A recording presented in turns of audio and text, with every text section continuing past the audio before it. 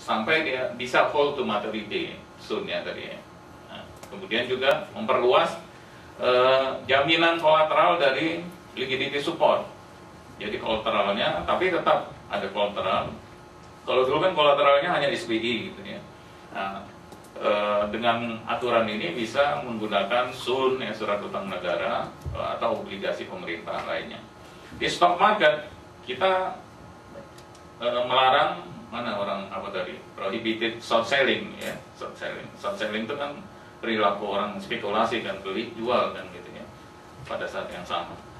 Saya dulu pernah ngetes ilmu saya loh.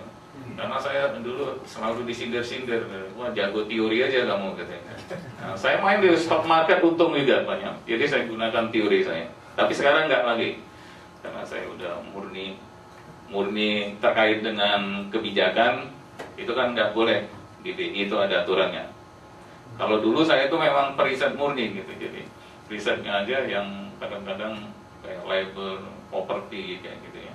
Nah, itu masih boleh gitu. Tapi begitu udah import di dalam monetary policy research, itu kita nggak boleh melakukan main di situ.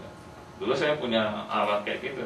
Kalau saya mau main tuh malam-malam saya sampai jam 2 pagi saya analisis tuh semua stok tuh, perkembangannya. Gunakan ilmu saya, econometrics, forecasting. Ini saya pakai pakai stochastic frontier gitu, analisis. Wah ini pasti ini besok naik. Kalau gitu aja saya mau beli dulu, kalau mau jalan-jalan keluar itu main di situ dulu. Nah, sekarang malah jadi miskin saya jadi. Dulu kerja saya kayak gitu. Karena saya dulu selalu disinggung-singgung orang tua, jago teori aja katanya. Ternyata saya main tuh untung kok. Ilmu itu memang itu tadi.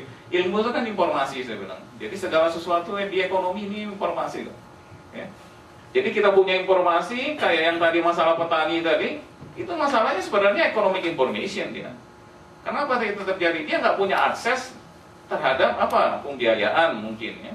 Dia tidak punya akses ke financing tadi sehingga dia nggak bisa mampu membeli tanah kayak gitu kan. Dia nggak punya akses terhadap pendidikan sehingga dia tetap bodoh kan gitu kan. Itu kan informasi namanya, itu economic informasi. Kalau kita punya informasi itu, kita bisa mengendalikan semuanya, Bang. Seperti itu. Kemudian stock market ini, ya, 8 Oktober capital market disuspended ya waktu itu karena luar biasa pergerakan di stock exchange kita. Terakhir, jadi sebenarnya kenapa kita bisa keluar dari krisis itu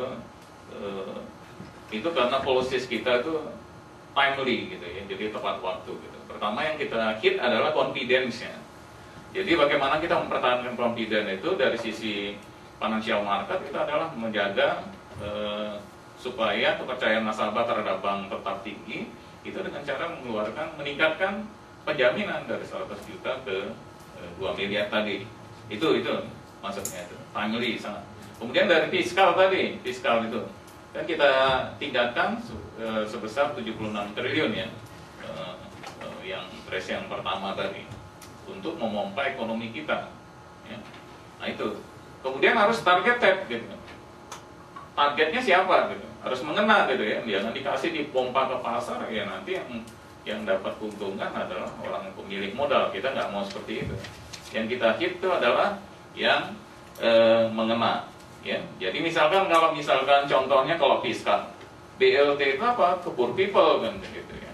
Poor people ya itu targetnya adalah orang yang miskin. Jangan dikasih ke orang kaya tentunya. Itu enggak targeted namanya.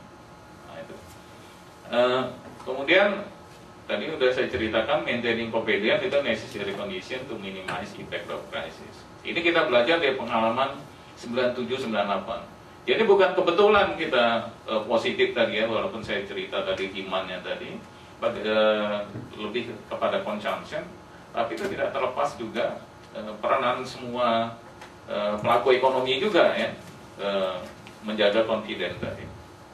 Nah, kemudian yang ketiga ini tadi seperti saya jelaskan, the role of domestic demand, itu consumption dalam hal seperti krisis seperti sekarang itu menjadi necessary condition, sangat penting ya untuk kita bisa keluar dari ekonomi kita. Kalau orang Amerika itu kan udah nggak ada lagi apanya konsumsinya. Kenapa? Itu ada namanya, bisa sedikit lagi saya kan, nambah diskon dikit ya. Itu bisa dijelaskan dari intent temporal consumption. Itu orang Amerika itu mengkonsumsi sekarang dengan mengambil pendapatan dia di masa yang akan datang. Ya. Dia konsumsi itu pendapatan dia di masa yang akan datang.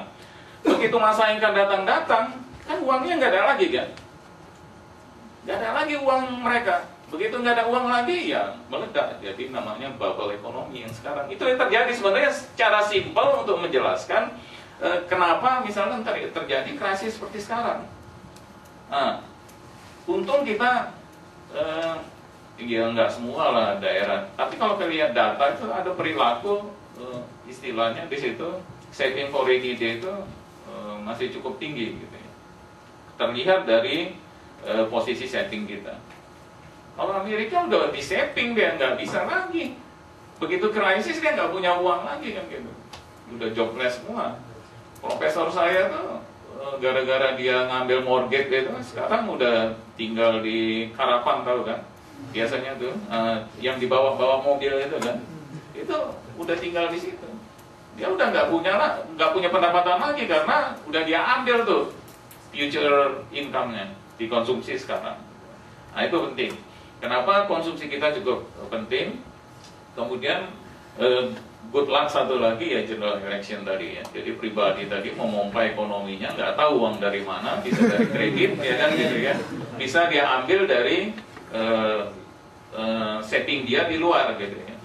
Itu kelihatan kalau di neraca pembayaran kita tuh ada error emisinya naik, itu pasti ada yang masuk tuh, dari orang-orang Indonesia. Nah, itu berkah sama kita tuh, pemilu. Jadi terus saja pemilu. Oke, itulah pokok-pokok saya, Mas Wisnu, presentasi saya.